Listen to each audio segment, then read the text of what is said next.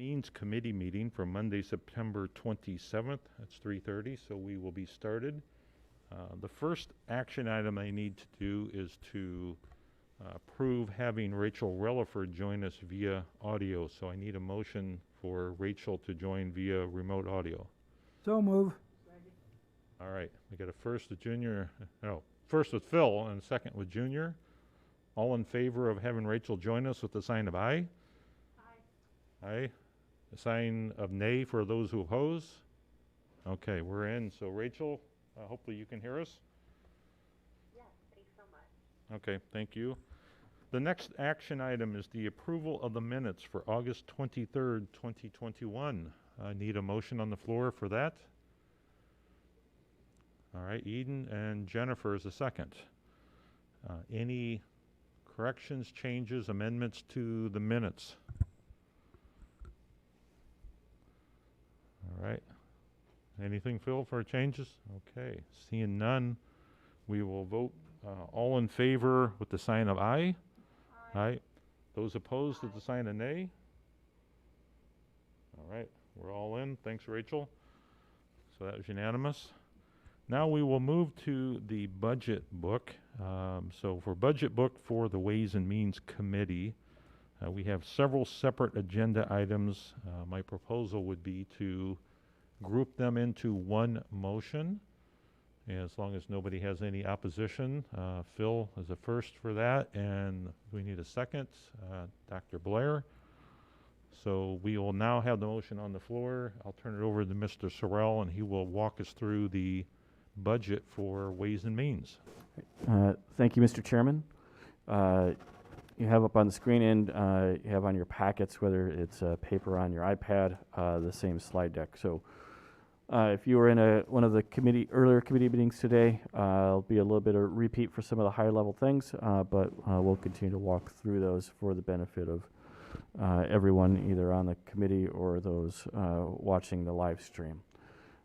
So across all funds, the recommended budget before the board this year for FY22 is $118.58 million in sources or revenues and $121.88 million in expenditures or uses.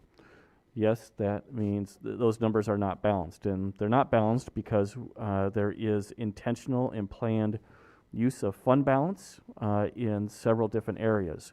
Two quick examples of where we are intending to use fund balance are as follows. The first is the enterprise finance software or ERP project. We've been saving for that project in the IT fund, which is under the purview of County Operations Committee. For the last several years, you awarded a contract to a vendor earlier this year, and so starting with the FY22 budget, we will, over several years, we will spend down that intended built-up reserve to pay for that software project going forward. The second example would be some road and bridge projects in the Highway Department that are under the purview of the Infrastructure Committee, where we've been saving, just like we do for many road and bridge projects, we save up until we have adequate reserves to pay for a specific project, and then we go ahead and recommend that you appropriate the dollars for that individual project. So those are two quick examples of how we're going to get things balanced by using reserves. Next up is property taxes. Key data points related to property taxes are as follows. The recommended rate is unchanged at 82.41 pennies per $100 of equalized assessed value. The Supervisor of Assessments is estimating and recommending that we will see conservatively, and this is what we've built in, a 1.1% increase in EAV, or the tax base, for the taxes that will be payable in 2022. Looking at the pie chart, the wedges that are shaded in blue are the operating levies of the county. The ones in green are the pension-related levies, and typically we would also see a red pie wedge as well, and that is always debt service. This year, based on short-term debt that was issued a decade ago that we paid off this year. There will not be a need in 2022 to levy in the debt service fund, so hence no red wedge this year. That being said, though, that means less property tax there, so where's it going? Well, we have a need to build up the reserves in the FICA fund to meet seasonal cash flow needs. FICA being entirely property tax supported means that in that quarter in the spring, that when we're furthest away from any property tax distributions and right before all of us make our first installment of property tax payments, we sometimes have seasonal cash flow issues in this fund. And so by shifting what we had previously levied for debt service into FICA, we'll be able to shore up those reserves and have adequate cash flows year round. The other big change in the levies this year is the shift from the general fund to the risk management fund. We had asked Bellwether, who does many of our fee studies, to evaluate our risk management fund and how we do chargebacks for risk management fees to various funds throughout the organization, and come to find out that is not a best practice. And the recommendation was to fund risk management services, which are unemployment claims, workman's compensation claims, and general liability claims, with the risk management levy. And so that's what we've actually done starting in FY22 in this recommendation. In terms of what your committee, Mr. Chairman, has oversight of, you have oversight of $3.9 million in revenues and $3.5 million in expenditures across the 6 departmental budgets or funds that report up to this committee. If you look at that in terms of relationship of the other committees, that means you've got oversight and responsibility of 3% of the revenues and 3% of the expenditures. Across the entire general fund budget, it is balanced and is recommended at $47,185,000 and change, almost $186,000. You can see that our largest revenue stream is intergovernmental revenues. That includes sales and use taxes, income tax, the general fund's share of PPRT, and any state salary reimbursements for positions that are eligible in the general fund. And then our largest expense in the general fund are personnel services. Last slide talks about what oversight within the general fund your committee has. And you have oversight of 6% of the revenues and 6% of the expenditures in the general fund in relationship to the other committees. So with that, Mr. Chairman, that's a high-level overview of the recommended budget. The team and I are more than willing and able to answer any questions you or the committee might have about the 6 budgets under your purview. Okay, thank you for that presentation and information. I'll turn it back to the committee to see if anyone has questions about any of the line items in our budget for this committee.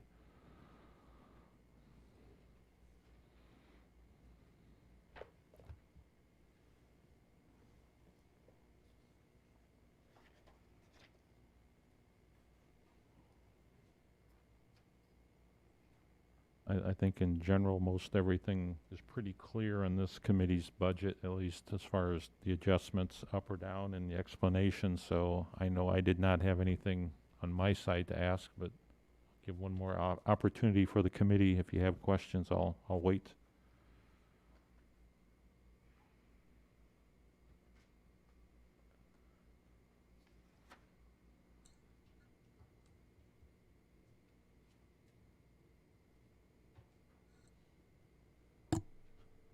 Mr. Chairman, Yes. I know elections is because of the situation, they were due to buy much of the new equipment and so forth to conduct these elections.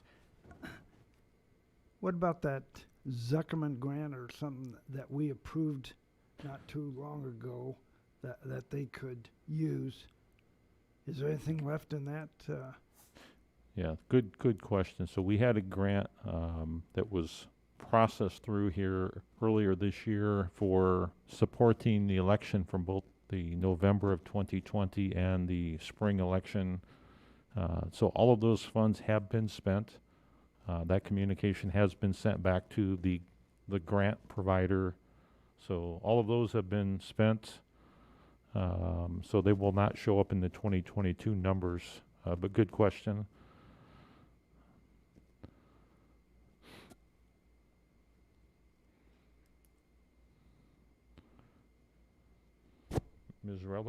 Ms. Rutherford, do you have any questions? I know you're online. Hopefully you can hear this. No, none right now. Thank you. Okay.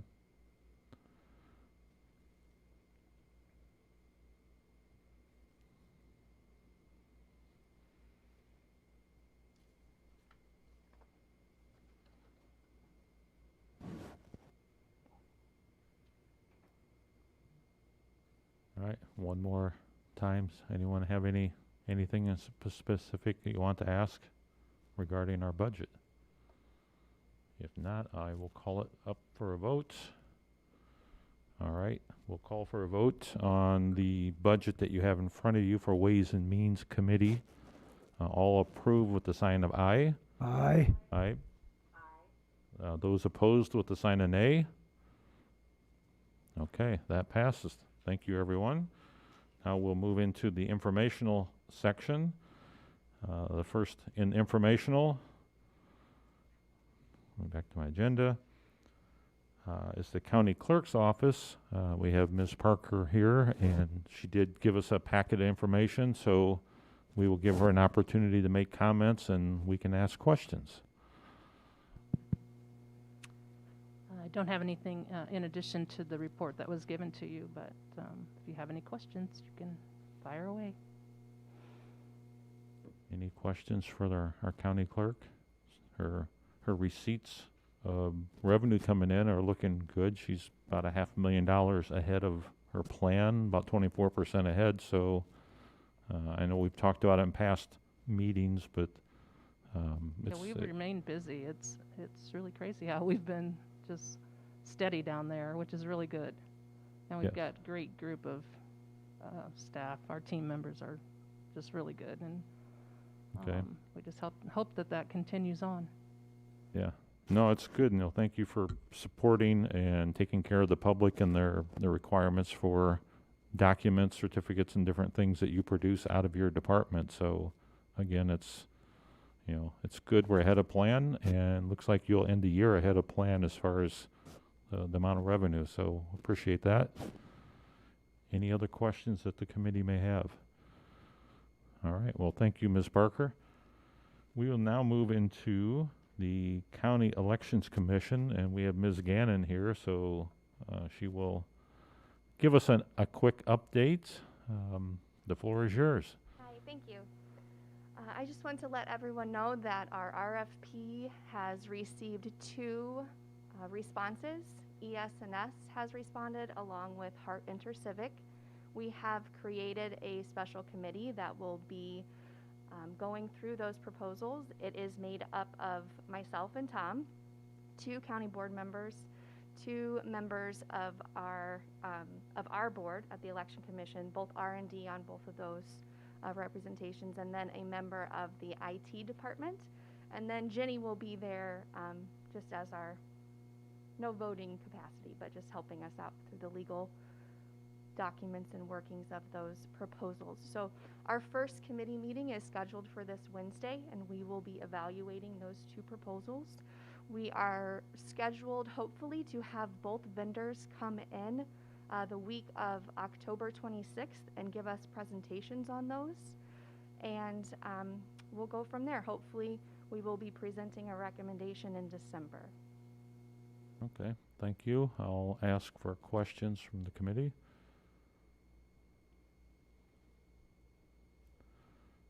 All right. Well, I appreciate the update. So you had, as you mentioned, the 2 that submitted submittals for us. Is that RFP then closed, the window of time? Yes. Okay. All right. Phil,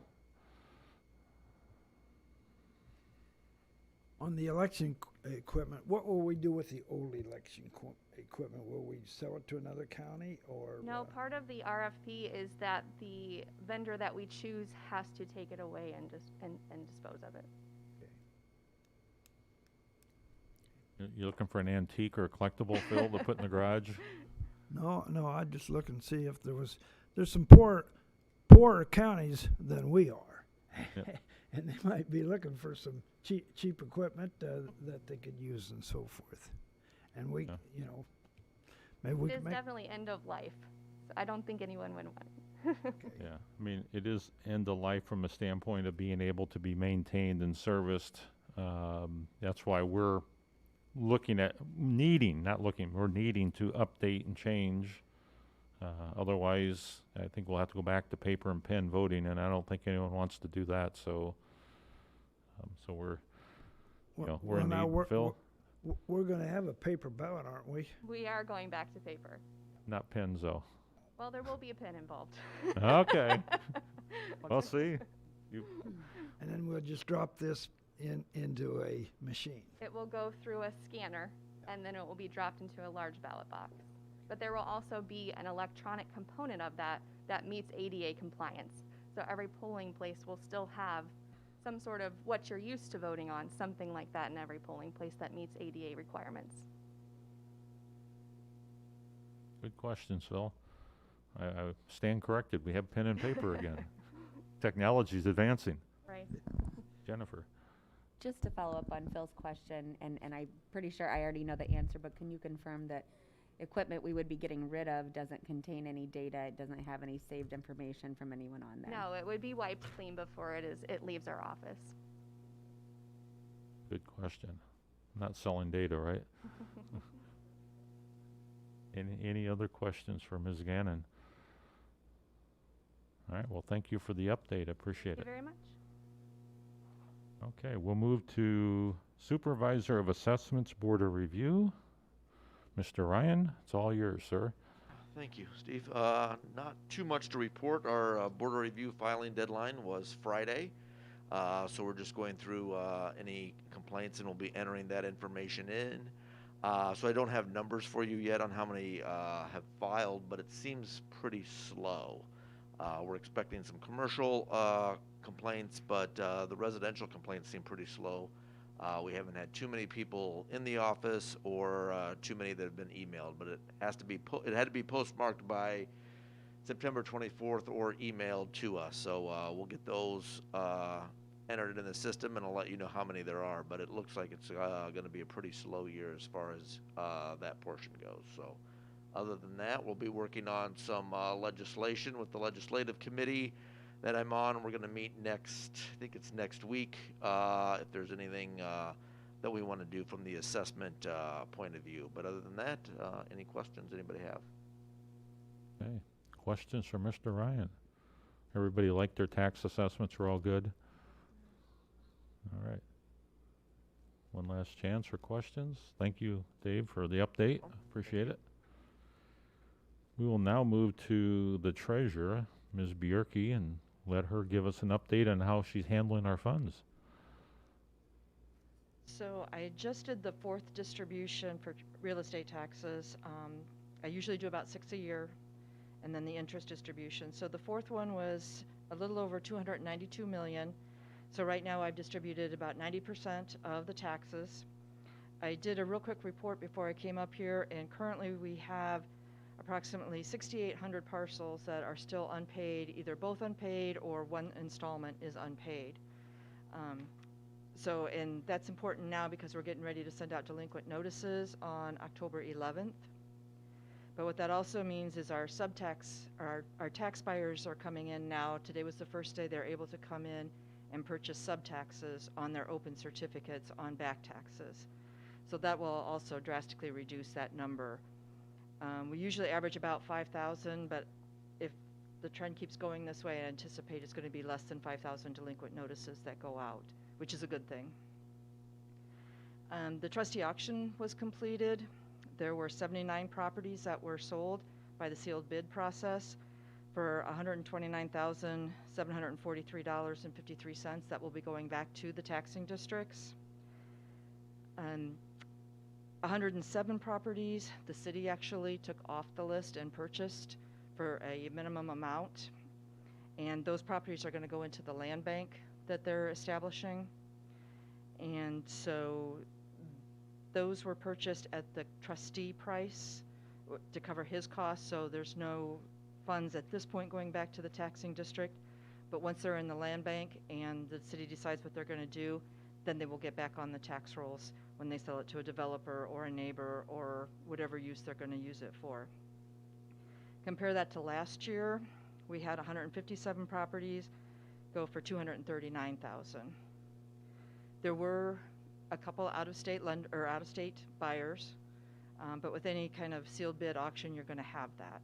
There weren't the numbers that we got last year with one out-of-state tax buyer buying 60 properties. We did not have that happen this year, but there were a couple. And that's all I have. Okay, questions for Ms. Bjerke? All right. No, thank you for the update, and appreciate that.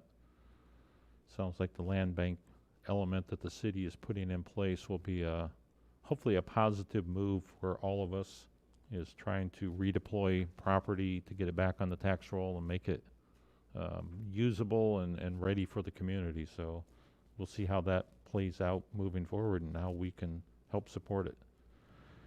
So we'll move on to Veterans Assistance Commission. Mr. Brooks is here and coming back from fun vacation, so he's all cheery and ready to go for us. So Mike, the floor is yours.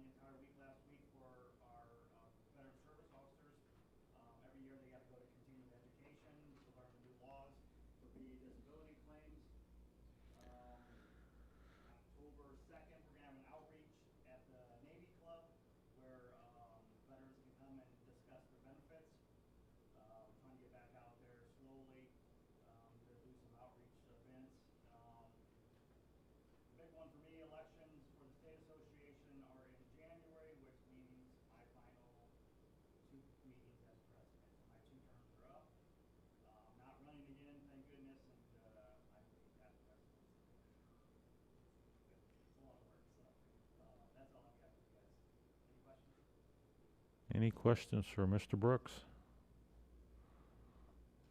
Well, thank you for serving as the president for the state level. I realize it's a lot more work probably than what it sounded like when they promoted it to you to run 2 years ago. 4 years ago, okay, 2 terms, yeah. So, but appreciate you doing that.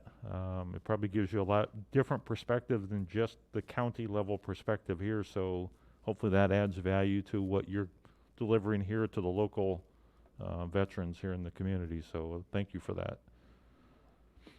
All right. We will now move into resolutions. We have the monthly delinquent tax resolution. That's our typical. It's in the packet, so I'd like to get a motion to put it on the floor.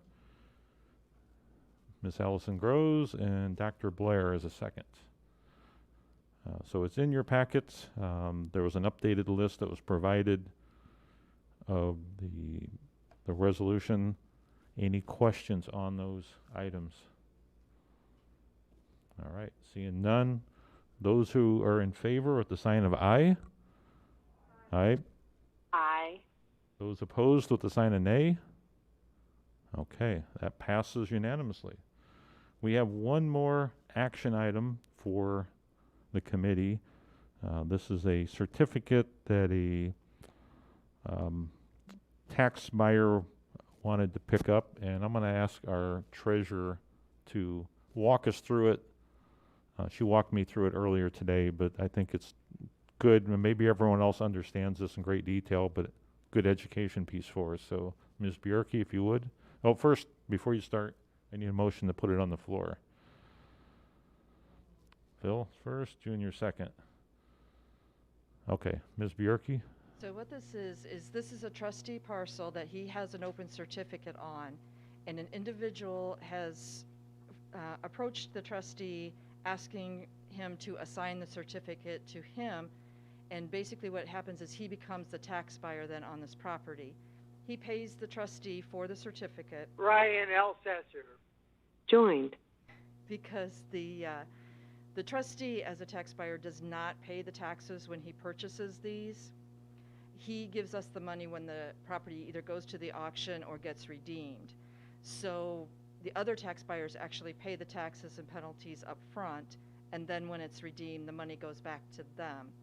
So he has paid the trustee will in turn pay us so I can distribute it out to the taxing districts, and then when if the owner comes back and redeems it, then the money will go back to this individual. So he has the same responsibility as the trustee or any tax buyer from this point forward, where he has to send the certified notices and do his legal due diligence and notify everybody involved in this property that he is now the owner of this tax certificate. It doesn't happen often, but it does happen occasionally. Okay, so that's, again, thank you, Nicole, for kind of walking us through that, just so we understand the action here. So the ask is for us to approve selling the tax certificate to this individual to take on that trustee role, or take on the role of holding that tax certificate, as she has stated. Dr. Blair?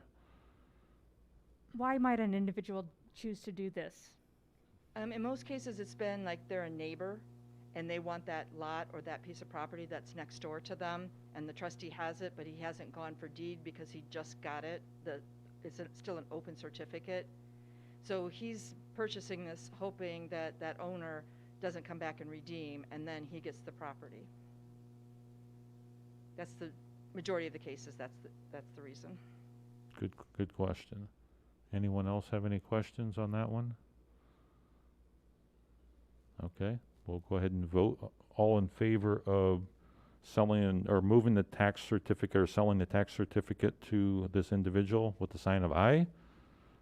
Aye. Aye. Aye. Those opposed with the sign of nay? Okay, that passes. So we're down to miscellaneous. Anybody have any miscellaneous items you'd want to present to the committee? All quiet. We're going to get this done in 30 minutes. Jeannie, we get that on the records for me? Okay, with that, we will adjourn. Thank you.